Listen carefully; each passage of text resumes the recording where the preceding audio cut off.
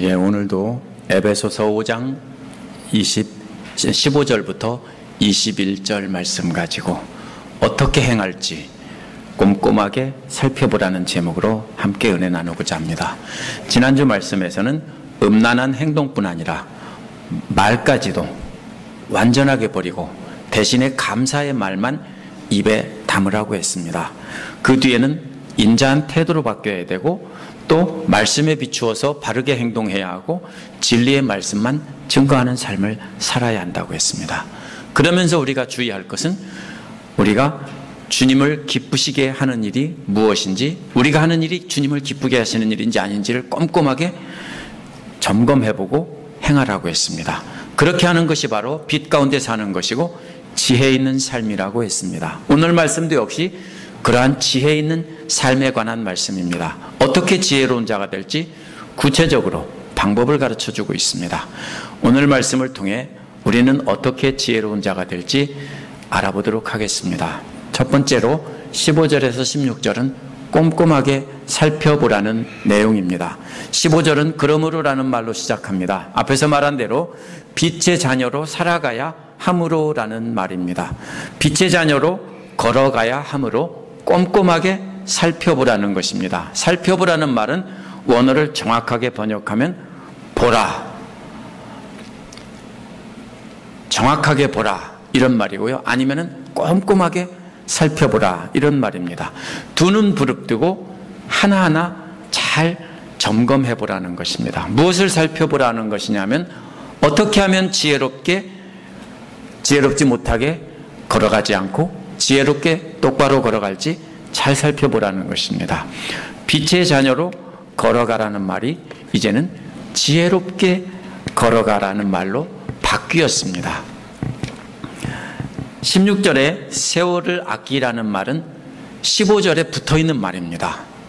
그래서 세월을 아끼면서 꼼꼼하게 보라 이런 뜻입니다. 세월을 아끼라는 말에서 아끼라는 말은 갈라디아서 4장 5절에 속량이라는 말과 똑같은 말입니다. 이상하죠? 속량이라는 말이 바로 이 아끼라는 말과 똑같은 말이에요. 속량이 뭡니까? 원래는 불쌍한 노예를 값을 지불하고 사서 풀어주는 것이 속량이라는 말입니다. 따라서 세월을 아끼라는 말은 바로 그 값을 지불하고 탐욕의 노예가 된 불쌍한 시간들을 사가지고 해방시켜주라는 뜻입니다. 그 이유는 때가 악하기 때문입니다. 악한 세대 가운데서 지혜로운 자에게 주어진 시간은 얼마 안 되는데 그 시간들을 불쌍한 탐욕의 노예로 사용하고 있다는 것입니다. 그러니까 그 불쌍한 시간을 제발 좀 값을 지불하고 사서 해방시켜주라는 겁니다. 사람들은 누구나 다 얼마 안 되는 시간을 갖고 있습니다. 그런데 그 시간에 뭘 합니까? 내 탐욕을 채우는 일을 하려고 애를 씁니다. 뭐가 재미있을까? 무엇이 기쁠까? 그러나 빛 가운데 거하는 사람은 탐욕이 시키는 대로 하는 일을 포기하고 대신에 그 시간을 꼼꼼하게 살펴보는 데 사용해야 한다는 것입니다. 그래서 세상의 탐욕의 노예가 돼서 탐욕을 이루기 위해서 바로 그 사용하던 시간을 값을 지불하고 해방시켜서 이제는 세상 사람들에게 선한 태도로 대하고 말씀에 근거해서 바르게 행동하고 진리를 증거하는데 그 시간을 바르게 사용해야 한다는 것입니다. 왜냐하면 우리에게 주어진 시간은 매우 짧기 때문입니다. 우리에게 주어진 짧은 시간을 엉뚱한 대로 다 노예로 잡혀 있는데 그 시간을 해방시켜서 지혜로운 삶에 투자하라는 것입니다. 두 번째로 17절은 주님의 뜻을 이해하라는 내용입니다. 17절은 그러므로라는 말로 시작하는데요. 15절, 16절과 같이 짧은 시간을 지혜롭게 사용해야 함으로라는 말입니다. 이는 어떻게 꼼꼼하게 살필지 알려주는 것입니다. 17절에는 하지 말라는 말이 나오고 하라는 말이 나옵니다. 하지 말라는 말은 어리석은 자가 되지 말라는 것입니다. 어리석은 자가 되지 말라는 것은 자신의 탐욕을 위해서 자신의 시간을 사용하던 어리석은 때로 돌아가지 말라는 것입니다. 그 대신에 해야 될 명령은 주님의 뜻이 무엇인지 깨달으라는 것입니다. 15절에서 해야 할 명령은 주님의 뜻이 무엇인지 깨달으라는 것인데, 바로 이 말은 지혜로운 사람이라는 말이 17절에서는 깨달으라는 말로 바뀌었습니다. 15절에서 지혜로운이라는 말이 깨달으라는 말로 바뀌었습니다. 깨달으라는 말이 뭡니까? 이해하라는 것입니다. 주님의 뜻이 무엇인지 이해하는 자가 되라는 것입니다. 뭘 이해하라는 겁니까? 주님의 마음을 알라는 겁니다. 사람이 철들으면 언제 철들었다고 그래요? 부모의 마음을 이해하면 철들었다라고 하는 겁니다. 마찬가지로 우리도 철들었다 하면은 하나님의 마음을, 우리 주님의 마음을 이해할 수 있게 되면 바로 철들은 것입니다. 그게 철들라는 말입니다. 아직도 어린아이 같이 하지 말고, 그래서 우리 주님의 뜻이 무엇인지 이해하는 자, 철들은 자가 되라는 것입니다. 그것이 지혜로운 자가 되는 것입니다. 이는 5장 10절에서 주님의 뜻이 무엇인지 분별하는 말과 같은 말입니다. 과거 예수 그리스도를 알지 못했을 때 에베소 성도들은 자신의 탐욕을 채우기 위해서 시간을 사용했습니다. 그때는 주님의 뜻이 무엇인지 알지도 못했습니다. 그러나 이제는 주님의 뜻이 무엇인지 이해하라는 것입니다. 성도님들은 다른 사람들이 무엇을 원하는지, 무슨 일을 기뻐하는지 어떻게 아셨습니까? 그동안? 그것은 사람의 말을 통해서 주로 알 수 있습니다. 그렇죠? 말과 글을 통해서 알 수 있습니다. 부모님이 자녀들에게 무엇을 원하는지 뭘 알 수 있습니까? 어떻게 알 수 있습니까? 부모님이 하시는 말씀을 통해 알 수 있습니다. 공부해라, 공부해라, 공부해라 하면 부모님의 마음은요, 자식이 공부 잘해서 세상에서 출세하기 바라는 겁니다. 성경 읽고 기도해라 하라고 하면은 자식이 말씀으로 바로 살기를 원하는 것입니다. 부모님이 무엇을 원하는지는 그 말을 통해서 알 수 있습니다. 다른 사람의 뜻을 이해하려면 그 사람의 말을 먼저 이해해야 됩니다. 마찬가지로 주님의 뜻을 이해하려면 주님의 말씀을 이해해야 합니다. 주님 기뻐하시는 뜻이 바로 주님의 말씀에 담겨 있기 때문입니다. 로마서 12장 2절에 보면 여러분은 이 시대의 풍조를 본받지 말고 마음을 새롭게 함으로 변화를 받아 하나님의 선하시고 기뻐하시고 온전하신 뜻이 무엇인지 분별하도록 하십시오라고 했습니다. 빛의 자녀들은 주님을 기쁘게 해드리는 법을 알아야 되는 겁니다. 그러기 위해서는 탐욕을 따라가는 세상 사람들의 음성에 귀를 기울이지 말아야 합니다. 대신에 우리 주님의 음성에 귀를 기울여야 합니다. 주님의 말씀을 듣는 길은, 이해하는 길은 주님의 말씀을 읽고 공부하는 데서 시작합니다. 지구상의 어느 누구도 성경을 다 배웠다고 말할 수 없습니다. 제가 제 말을 하는 것을 조금 이해하시기 바랍니다. 저는 평신도 시절부터 주일학교 교사, 중고등부 교사, 또 대학 청년부 교사 등등을 하면서 구역 강사를 하면서 한 20여 년 동안 열심히 성경 공부를 했습니다. 그 뒤에 목회를 준비하던 10년 동안은 목숨 걸고 하나님 말씀에 대해서 공부를 했습니다. 교회 부임에서도 최선을 다해서 성경을 연구하는데 힘을 쓰고 있습니다. 성경에 대한 공부라면은 지구상에 있는, 아니 미국에 있는 모든 목회자들의 500명 중에 한두 명 안에 든다고 할 수 있을 만큼 많이 공부했습니다. 저를 자랑하려고 하는 말이 아닙니다. 그렇게 하나님 말씀에 대해서 많이 공부했는데도 저는 아직도 하나님 말씀을 잘 모른다라는 것을 말하려는 것입니다. 세상의 학문들은 어느 정도 공부하면 이제 그만 됐다, 하산하라 할 때가 옵니다. 그런데 하나님의 말씀은 어느 누구도 이만하면 됐다라고 말할 수 있는 사람은 아무도 없습니다. 가끔 그렇게 생각하는 분들이 있을지 모릅니다. 그러면 그 순간부터 그 사람은 자신의 생각이 하나님의 생각이라고 착각하게 되는 시간입니다. 그래서 용감하게 하나님의 영광을 위해서 엉뚱한 일들을 하는 것입니다. 물론 지식으로 하나님 말씀을 배운다고 하나님의 뜻을 다 이해하는 것은 아닙니다. 하지만 하나님의 뜻을 이해하는 것은 하나님의 말씀을 듣는 것에서 시작을 합니다. 그래서 제가 매주 광고 때마다 말씀 묵상에 참여하라고 하는 것입니다. 힘들지만 자신이 날마다 하고 싶은 일을 포기하고 말씀을 읽고 공부하시는데 의도적으로 투자를 하셔야 합니다. 그러면 세상의 지식 수준과는 상관없이 성령님께서 하나님의 뜻을 깨닫게 해주십니다. 바울은 고린도전서 1장 27절에서 하나님은 세상에 미련한 것들을 택하사 지혜 있는 자들을 부끄럽게 하시려고 라고 했습니다. 세상에서 똑똑하다는 사람들은 엄청나게 지식을 갖고 있으면서 하나님을 인정하지 않습니다. 그러나 세상에 고린도에 있는 미련한 것들을 택해서 하나님은 지혜로운 자들을 부끄럽게 하셨습니다. 마찬가지입니다. 우리는 내 탐욕을 위해서 그동안 쓰던 불쌍한 탐욕의 노예의 시간들을 값을 지불하고 사셔서 해방시켜줘야 됩니다. 그래서 그 시간을 하나님의 음성을 듣는 시간으로 우리가 최선을 다해서 사용해야 합니다. 그래야 우리는 주님의 뜻을 잘 이해하고 주님 기뻐하시는 일을 할 수 있는 것입니다. 이것이 바로 지혜로운 자가 되는 첫 번째 비결입니다. 두 번째로는 18절에서 21절에 성령 충만을 받으라는 내용입니다.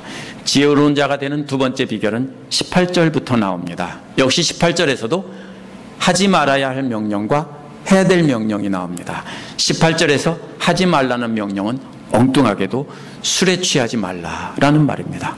이 말을 가지고 참 논란이 많습니다. 그 사람들이 그 당시에 술을 많이 마셨다, 뭐 별소리 다 합니다. 하지만 이것은 하나의 그림을 그리는 것입니다. 구원받지 못한 사람은처럼 방탕한 삶의 대표가 술에 취해서 떠드는 사람들입니다. 그 대신에 해야 될 명령은 성령의 충만함을 받으라는 것입니다. 왜 술 취한 것과 성령 충만을 받은 것을 서로 비교할까요? 사도행전 2장 13절에 보면 성령 충만 받은 것을 술 취한 것으로 보고 조롱한 내용이 나옵니다. 술에 취해서 헬렐레 하고 막 이상한 방언을 하고 그랬다는 뜻이 아닙니다. 너무 좋아서 기쁨에 찬, 흥분해서 기쁨에 찬 말을 하기 때문입니다. 술 취한 사람도 어느 정도 취하면 좋아가지고 기쁨에 차서 막 이야기를 합니다. 마찬가지로 성령에 충만한 사람도 역시 그렇게 기쁨에 차서 이렇게 말한다는 것입니다. 바울과 같은 시대를 살았던 알렉산드리아의 필로라는 유대인 철학자도 술 취한 것과 하나님의 영에 사로잡힌 것을 이렇게 비교했습니다. 필로는 이렇게 말했습니다. 은혜가 그 영혼에 가득 찰 때 그것 때문에 그 영혼은 기뻐하고 웃고 춤을 춘다. 필로는 술 취한 것이나 성령에 취한 것이나 똑같이 기뻐하고 웃고 춤을 춘다라고 한 것입니다. 여기서 비교되는 것을 잘 봐야 됩니다.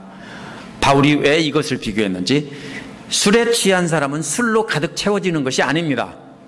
술이 부으면 계속 채워집니까? 아니요. 다 빠져나가고 땀으로 나가고 다 나갑니다. 그러나 술에 의해서 세상적인 기쁨과 흥분으로 가득 차게 되는 것입니다. 마찬가지로 성령 충만 받는 것도 성령으로 가득 채워진다는 뜻이 아닙니다. 영어나 한국어 번역은 성령으로 채워진다는 뜻으로 번역이 되었지만 원어는 성령에 의해서 가득 채워진다는 뜻입니다. with가 아니라 by라고 번역해야 더 정확한 번역입니다. 이는 성령에 의해서 기쁨으로 가득 차게 되고 완전히 변화되어서 하나님과 그리스도를 닮은 모습으로 변화된다는 뜻입니다. 그것이 성령 충만의 정의입니다. 에베소 3장 19절에서는 하나님의 온갖 충만하심으로 여러분이 충만하여 지시기를 바랍니다라고 했습니다. 이 말이 무슨 뜻이냐면요, 그리스도의 사랑을 닮으라는 뜻입니다. 에베소 4장 13절에서는 그리스도의 충만하심의 경지에까지 이르게 된다는 했습니다. 이 말은 그분의 사랑을 완전히 알고 사랑 안에서 행하게 된다는 뜻입니다. 따라서 에베소서에서 충만함이라는 말은 5장 1절에 나온 것처럼 하나님의 흉내쟁이, 하나님의 따라쟁이가 된다는 것입니다.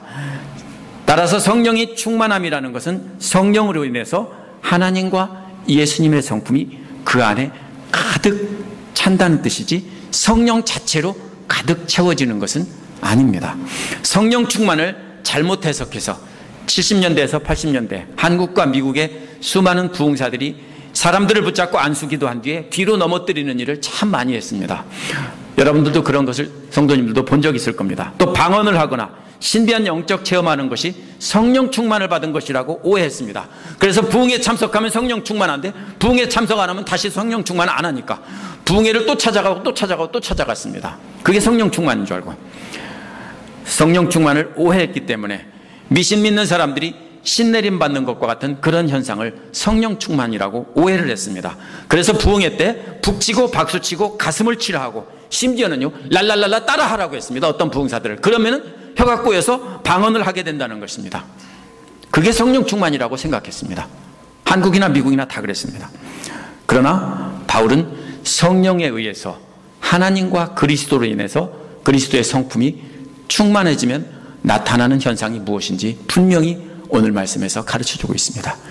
술에 취하면, 술에 충만하면 나타나는 것은 무질서하게 말하고 떠드는 것입니다. 하지만 성령에 의해서 하나님과 그리스도의 성품이 충만하게 되면 나타나는 현상은 오늘 본문에서 질서 있는 예배입니다. 절대로 떠드는 것이 아닙니다. 다음에 나타나는 질서 있는 예배가 삶을 통해 드러나지 않으면 방언과 예언과 병 고치는 은사가 있어도 그것은 성령에 의해서 충만함을 받은 것이 아닙니다. 물론 그러한 현상이 있으면서 또 이러한 것이 있으면 성령 충만 받은 것이 맞습니다. 그런데 그러한 현상은 방언과 예언과 병 고치는 은사는 있으면서 이러한 것은 하나도 없다라고 하면은 그것은 성령 충만이 아닙니다. 그래서 18절에 성령 충만함 받으라는 말에는 5가지의 형태의 같은 말이 19절에서 27절에 나란히 5개가 반복되어 있습니다. 뭐와 연결되어 있는 거냐면요, 성령에 의해서 충만함을 받으라는 말에 이어서 5개의 분사가 나란히 이어져 있습니다. 첫 번째, 성령님에 의해서 충만해지면 나타나는 현상은 19절에 있는 화답하며라는 말입니다. 원어는 말하면서라는 말입니다. 성령에 의해서 충만하게 되면 시와 찬미와 신령한 노래를 말하게 된다는 것입니다. 이는 성령님께서 성도들이 하나님과 그리스도의 성품을 담도록 강력하게 역사하시기 때문에 일어나는 현상입니다. 성령에 의해서 충만하라는 말을 계속하라는 것입니다. 그래서 계속 이렇게 된다는 것입니다. 성령님에 의해 충만해지면 그냥 한 번 그러고 마는 것이 아니라 평생 계속 그렇게 하고 싶어지는 것입니다. 계속해서 시와 찬미와 신령한 노래를 말하고 싶어진다는 것입니다. 시와 찬미와 신령한 노래를 말한다는 말이 무슨 뜻일까요? 왜 노래한다고 안 하고 말한다고 했을까요? 이것은 골로새서 3장 16절에서 가르치고 권면하라는 말 다음에 바로 똑같은 말이 나옵니다. 시와 찬미와 신령한 노래를 노래한다는 말이 똑같이 나옵니다. 그러면 이 내용도 역시 가르치고 권고한다는 말입니다. 뒤에서는 가르치고 권고한다고 골로새서는 구체적으로 말했는데 여기서는 말한다라고 했습니다. 성령님에 의해 하나님과 그리스도의 성품으로 충만하게 되면 시와 찬미와 신령한 노래를 서로 가르치고 권면하고 싶어진다는 것입니다. 시는 시편을 말합니다. 찬미는 그리스도와 하나님을 찬양하는 특별한 절기에 부르던 노래를 말합니다. 신령한 노래는 하나님께 영광을 돌리던 즉흥적인 찬양일 것입니다. 바울 당시 성도들 거의 대부분은 책도 없고 글도 모르던 문맹들이었습니다. 그런 사람들에게 가르치는, 하나님의 말씀을 가르치는 가장 좋은 도구가 바로 시편이고 노래입니다. 노래를 따라 부르게 하고 노래를 말해주고 따라서 외우게 했습니다. 그래서 그렇게 하라는 것입니다. 그래서 모두가 의사소통을 말로 하던 사람들에게 바울은 시와 찬미와 신령한 노래를 부르면서 모두가 따라 부르면서 가르침을 받고 권면을 받으라는 겁니다. 그렇게 막 하고 싶어지고 그렇게 배우고 싶어지는 것, 그것이 바로 성령님의 강력한 역사입니다. 오늘날도 자신이 받은 은혜를 만나는 사람마다 권면하고 싶어지고 가르쳐주고 싶어지는 마음이 가득한 성도가 있다면 그것은 성령님의 역사이고 성령께서 충만하신 것입니다. 두 번째로 성령이 충만해지면 나타나는 현상은 노래하면서입니다. 노래하면서 성령님에 의해서 충만하다는 것입니다. 노래한다는 말은 목소리로 하나님의 놀라운 역사를 노래한다는 말입니다. 세 번째, 성령 충만하면 나타나는 현상은 찬송하면서입니다. 노래와 찬송이 어떻게 다르냐면요, 찬송이라는 말은 손가락으로 현악기를 뜯는 것을 원래 말하는 말입니다. 그렇지만 이것은 항상 그런 데 쓰이는 게 아니고 악기로 반주한다는 뜻으로 쓰였습니다. 그러면 이것은 뭡니까? 악기로 멜로디를 연주하면서 이런 뜻입니다. 그러면은 이 말에는 여러분의 마음으로 주님께라는 말이 붙어 있습니다. 물론 이 말은 두 가지, 찬송하면서와 노래하면서를 동시에 여러분의 마음으로 주님께 찬송하고 노래하라고 한 것입니다. 하지만 이 여러분의 마음으로 주님께라는 말이 특별히 연주하면서, 찬송하면서라는 말에 붙어 있습니다. 그런데 악기를 연주하는 사람은 때로는 노래를 할 수 없는 경우가 많습니다. 제가 기타를 치면서 노래를 하면 자꾸 틀립니다. 왜냐하면 기타 치는 것에 집중하다 보니까 노래를 자꾸 틀립니다. 노래를 하기가 쉽지 않습니다. 어떤 때는 관악기를 부는 사람은 노래를 못합니다. 그런데 그런 사람도 어떻게 해야 되냐면 마음으로는 생각하고 찬양하면서 악기를 연주하는 겁니다. 악기를 연주를 왜 합니까? 예배 시간에 악기를 연주합니다. 어떤 때는요, 애니로리 같은 것은 옛날 세상 사람들이 술 먹고 노래 부르던 노래 같은 것인데 우리는 하늘 가는 밝은 길이 이렇게 찬송으로 부릅니다. 근데 그것을 멜로디로만 연주하면 어떻게 보면 아무 의미가 없는 것 같습니다. 근데 의미가 있습니다. 왜 의미가 있습니까? 그거를 듣는 사람이 그 가사를 기억하고 마음으로 주께 찬양하기 때문입니다. 우리는 음악을 연주할 때도 마음으로 주께 찬양을 하면서 음악을 연주하고 듣는 것입니다. 네 번째로 성령님에 의해서 충만하게 되면 나타나는 현상은 20절에 나타나는 감사하면서입니다. 역시 감사를 하면서 성령님에 의해 충만을 받는다는 말입니다. 이 구절은 성령님의 충만받은 사람이 어떻게 감사를 드리는지 자세히 알려주고 있습니다. 먼저 성령님에 의해 충만을 받으면 항상 그 입에서 감사가 떠나지 않게 된다고 했습니다. 항상. 무슨 말이에요? 기쁜 일이 있거나 슬픈 일이 있거나 어떤 일이 있어도 항상 감사가 떠나지 않는다는 것입니다. 성령 충만함 받으면 모든 일에 감사하게 되는 것입니다. 왜요? 하나님 아버지의 계획을 알기 때문입니다. 슬픈 일을 만나면 하나님이 내게 놀라운 계획이 있으실 거야 라고 생각하면서 감사할 수 있다는 겁니다. 왜? 철들었거든요. 부모가 왜 자식에게 힘든 일 시켜요? 어려운 일 시켜요? 뜻이 있기 때문에 그래요. 그럼 그걸 알면 뭐예요? 철들은 거예요. 우리도 철들었으면 뭐예요? 우리에게 고난이 있을 때 고난의 의미를 알고 감사할 수 있는 거예요. 그래서 항상 감사하라는 것입니다. 또 그 감사를 드리는 방법은 우리 주 예수 그리스도의 이름으로 감사를 드리라고 했습니다. 하나님께서 예수 그리스도를 보내셔서 우리를 위해 죽게 하시고 부활하게 하셨기 때문입니다. 그래서 믿는 자들은 다 구원하시겠다고 하셨기 때문입니다. 그렇기 때문에 우리는 우리 주 예수 그리스도의 이름으로 감사를 드려야 하는 것입니다. 감사를 드려야 하는 대상은 하나님과 아버지입니다. 온 세상을 창조하신, 여기서 그냥 하나님 아버지라고 했는데요, 원어에서는 하나님과 아버지 이렇게 나눠놨습니다. 온 세상을 창조하신 하나님이 바로 누구라고요? 우리의 아버지라고요. 언제나 어떤 일을 만나거나 우리 주 예수 그리스도의 이름으로 하나님과 또 우리 아버지께 감사를 드리게 되는 것이 바로 성령님의 역사입니다. 그런 마음이 늘 일어나고 힘들고 어려울 때도 감사가 나온다면 그분은 성령님이 충만한 것입니다.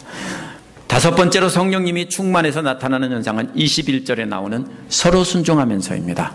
순종하면서라는 말도 역시 성령 충만함 받으라는 말과 동시에 일어나는 동작입니다. 순종하면서 성령 충만함을 받으라는 것입니다. 역시 성령 충만의 강력한 역사하심입니다. 그런데 오늘날 대부분 성경들은 20절에서 문단이 끊겨져 있고 21절은 22절에 연결되어 있습니다. 하지만 이것은 독립된 명령이 아니라 18절에 성령 충만함 받으라는 말을 자세히 해주는 말입니다. 분사, 파리시플입니다. 그렇기 때문에 이것은 나누면 안 됩니다. 저 혼자 독불장군처럼 주장하는 것이 아닙니다. 신약 성경 전체를 다 모아서 기록한 가장 오래된 사본 3개가 있는데요, 4세기 사본들인데 현존하는 4세기 사본 3개를 제가 다 찾아보니까 모두가 21절은 20절에 붙여놨습니다. 그리고 22절부터 새로운 문단을 시작했습니다.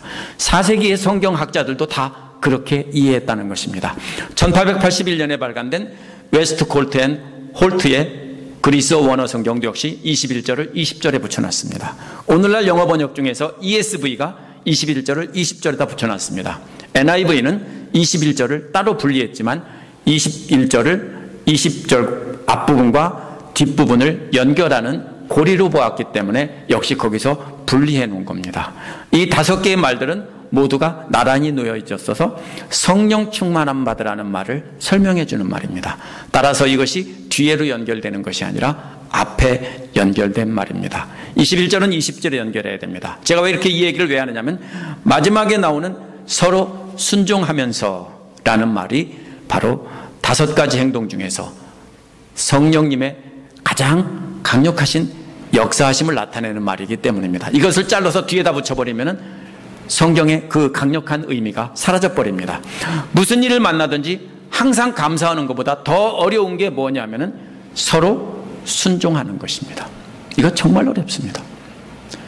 무슨 일을 만나든지 감사하면은 와, 신앙 굉장하다라고 할 수 있지만 그보다 더한 것은 서로 순종하는 것입니다.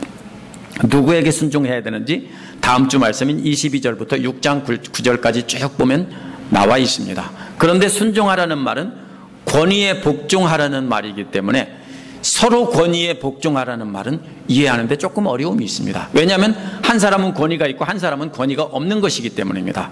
그래서 서로 순종하라는 말을 우리는 모두 평등하라는 말로 오해를 합니다. 그래서 서로 순종하라고 했잖아. 너 왜 나한테 순종 안 해? 이렇게 하면요 실수하는 겁니다. 원어는 순종하라는 말 자체가 뭐냐면 권위에 복종하라는 말입니다. 그래서 5장 22절에서 6장 9절에 보면 아내들과 자녀들과 종들에게만 순종하라고 했습니다. 서로 순종하라고 안 했어요. 아내들과 자녀들과 종들에게 순종하라고 했습니다. 대신 남편들에게는 아내를 사랑하라고 했고 또 부모들에게는 노엽게 하지 말라고 했고 종들에게는 위협하지 말라고 했습니다. 따라서 문맥을 보면 서로 순종하라는 말은 아랫사람은 윗사람의 권위를 인정하고 순종하라는 것이고 윗사람은 아랫사람을 겸손한 태도로 아껴주고 사랑하라는 것입니다. 베드로전서 5장 5절에 보면 서로 복종하라는 말이 분명해집니다. 베드로전서에서도 에베소서와 마찬가지로 젊은이들은 나이가 많은 이들에게 복종하라고 했습니다. 나이가 많은 사람들에게 복종하라고 했고 바로 이어서 서로 겸손의 옷을 입으라고 했습니다. 그러면은요, 죄송합니다. 이게 자꾸 소리가 나네요. 소리를 안 꺼놔가지고. 미치겠네, 이게.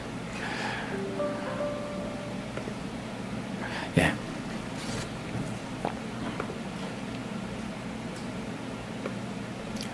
제가 볼륨을 완전히 꺼놨어야 되는데 가끔 이렇게 실수를 합니다. 예. 여기에서 젊은이들에게 노인들에게 복종하라고는 했지만 노인들은 젊은이에게 복종하라고 안 했습니다. 대신에 무슨 말이 나왔냐면 서로 겸손으로 옷을 입으라 라는 말을 했습니다. 따라서 이것은 상대를 아끼고 사랑하는 마음으로 서로 상대를 위해 주라는 말이지 이것은 서로가 다 엎드려서 복종하라는 말은 아닙니다. 아랫사람은 권위 있는 사람에게 복종해야 합니다. 하지만 억지로가 아니라 사랑하는 마음으로 그렇게 해야 합니다. 갈라디아서 6장 2절에서도 서로 짐을 지라고 했는데 윗사람은 아랫사람을 사랑하는 마음으로 짐을 져주어야 합니다. 이것이 서로 짐을 지라고 했으니까 맞바꿔 지라는 뜻이 아닙니다. 서로 짐을 지라, 서로 복종하라면 맞바꿔서 복종하라는 뜻으로 오해하면요 서로 짐 지면은 내 짐은 네가 져주고 네 짐은 내가 져주고 그게 무슨 의미가 있어요? 그 뜻이 아닙니다. 기회가 되면 서로 상대를 아껴주라는 뜻입니다. 평등하게 맞바꿔서 복종하라는 말이 아닙니다. 이 말을 가지고 예수님께서는 모두가 평등하다고 하셨다. 아닙니다. 천만의 만만의 콩떡입니다. 서로 사랑하라는 말은요 바로 아랫사람을 서로 복종하라는 말은 서로를 그렇게 사랑하라는 말입니다. 우리가 21절에서 주의해야 하는 말은 그리스도를 두려워하는 마음으로 라는 말입니다. 그리스도를 두려워한다는 말은 NIV에서는 레버런스라고 부드럽게 번역했습니다. 그래서 존경하는 마음으로 그리스도를 무서워한다는 게 말이 안 된다고 생각했기 때문에. 그러나 원어의 본래의 의미는 존경한다는 뜻이 아니라 무서워한다는 뜻입니다. 이게 무슨 뜻이냐면요, 마지막 심판날에 심판주로 오실 분이 예수 그리스도이시기 때문입니다. 그렇다면 우리가 그리스도 앞에, 심판대 앞에 선다면은 그분을 무서워해야 하는 것입니다. 그분이 무서워서 오늘날 우리는 두려워하는 마음으로 복종해야 하는 것입니다. 누구에게 복종하는 겁니까? 사실은 궁극적으로는 다른 사람에게 복종하는 것이 아니라 그리스도께 복종하라는 것입니다. 그래서 그리스도께 모두가 복종해야 하는데 어떻게 복종합니까? 서로 상대에게 권위를 인정해주고 사랑해주고 이렇게 하면서 그리스도의 말씀에 우리 모두가 서로 복종하는 것입니다. 따라서 그리스도의 심판날을 기억하고 있다면은 모두가 그분의 심판이 두려울 테니까 서로 겸손히 사랑하라는 것입니다. 그 심판날, 그리스도의 심판이 두렵기 때문에 아랫사람은 속으로 안 입고도 권위에 복종하라는 것입니다. 윗사람은 아랫사람이 마음에 안 들어도 아랫사람을 사랑하라는 것입니다. 절대로 서로 똑같이 평등하라는 말이 아닙니다. 주인이 종을 아낀다면 종이 아플 때 짐을 대신 들어주지 않겠습니까? 나는 주인이니까 그러겠습니까? 종이 진짜로 아프면 주인이 걸어가고 종에게 말을 태우고 끌고 가지 않겠습니까? 안 할 거예요? 당연히 그렇게 하죠. 우리 집 고양이라도 그렇게 합니다. 그런데 하물며 내 사랑하는 형제라면 어떻게 내가 위라고 버티고 이렇게 하겠습니까? 그래서 이 말은 그리스도를 두려워하는 마음으로 서로 겸손하게 복종하라는 것입니다. 성령님의 도우심으로 하나님의 성품을 충만하게 닮은 사람은 5가지 행동 중에 클라이막스이고 백미인 하이라이트는 바로 이것입니다. 그리스도를 두려워하는 마음으로 겸손히 서로 사랑하는 태도입니다. 그러한 마음이 바로 성령님이 의해서 충만해져서 하나님과 그리스도를 닮은 모습입니다. 오늘 말씀은 성령 충만함이 어떻게 시작되는지 또 성령 충만 받으면 어떻게 되는지 분명히 말해주고 있습니다. 성령 충만 받는 것은 자신이 하고 싶은 시간을 포기하고 그 시간을 투자해서 어떻게 지혜롭게 행할지 꼼꼼하게 따져보는 것에서 시작합니다. 그렇게 살펴볼 것은 주님의 뜻이 무엇인지 이해하는 것인데, 그것은 우리가 하고 싶은 일을 포기하고 그 시간을 들여서 주님의 말씀을 꼼꼼하게 살피는 것입니다. 그래서 주님의 말씀을 꼼꼼하게 공부해야 한다는 뜻입니다. 성령 충만함을 받는 것은 하나님 말씀을 공부하고 하나님과 우리 주 예수 그리스도의 뜻을 이해하는 데서 시작합니다. 이해를 하지 못하면 성령 충만도 없습니다. 다시 말하면 주님의 마음을 아는 것이 성령 충만 받는 것의 시작이라는 뜻입니다. 주님의 뜻을 이해하지 못하면 성령 충만은 없습니다. 하지만 성령의 충만함이란 말은 성령님 자체로 충만해지는 것이 아니라 성령님에 의해서 하나님과 그리스도를 흉내내는 일로 충만하게 된다는 뜻입니다. 그래서 앞부분에서도 말씀을 배우고 그것을 삶으로 실천해서 하나님을 흉내내라 이렇게 말한 것입니다. 말씀을 통해서 하나님의 뜻을 이해하고 하나님의 뜻을 실천하는 것이 바로 성령 충만의 시작입니다. 그러면 성령께서 우리에게 시와 찬미와 신령한 노래로 사람들을 가르치고 권면할 마음도 주시고 노래도 부르게 하시고 온 마음 다해 악기로 찬양하게 하시는 것입니다. 무슨 일을 만나든지 감사 찬송을 하게 하시는 것입니다. 왜 그렇습니까? 하나님의 뜻을 알았기 때문입니다. 또 겸손히 서로 사랑하고 순종하게 되는 것입니다. 주님이 마지막 날에 심판하실 것을 알았기 때문입니다. 이러한 성령 충만함을 한마디로 말하면 예배입니다. 우리가 예배에서는 말씀이 있고 찬양이 있고 섬김이 있고 교회에서 모여서 우리가 이 일을 해야 되는 겁니다. 그래서 모이는 겁니다. 이것이 아니라면 우리는 인터넷 교회로 가야 합니다.